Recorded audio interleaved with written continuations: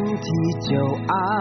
ธิบายสั้นๆว่ามันจำเป็นที่ต้องขอไปเมื่อเหตุทุกอย่างดีสุดเท่านี้ที่เหลือค่อยก็คงต้องขอยอมตามสตากรรมแล้วแต่จะเห็นแล้วแต่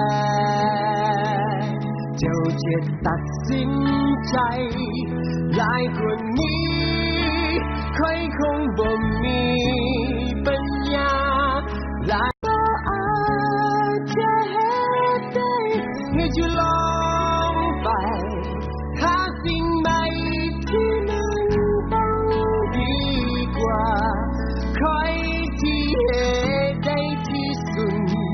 เท่านี้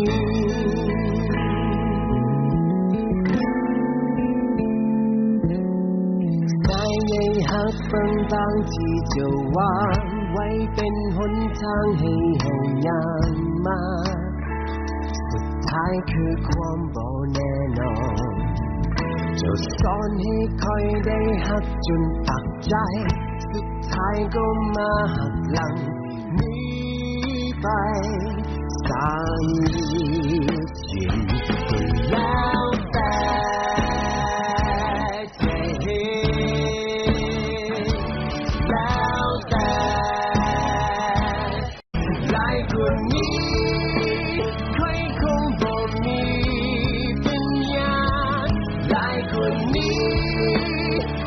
คงบ่อาจจะเห็นได้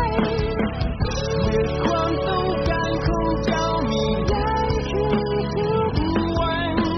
ให้ไปเท่าใดก็บ่พอต้องขอยอม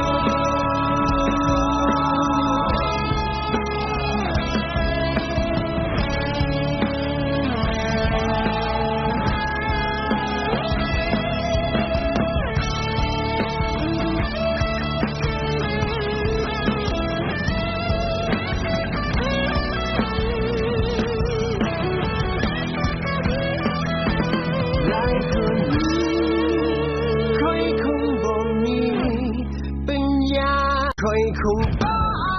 าจจะเห็นได้ให้ทดลองไปหาสิ่งใหม่ที่มันต้องดีกว่าใครที่เหตุได้ที่สุดเท่านี้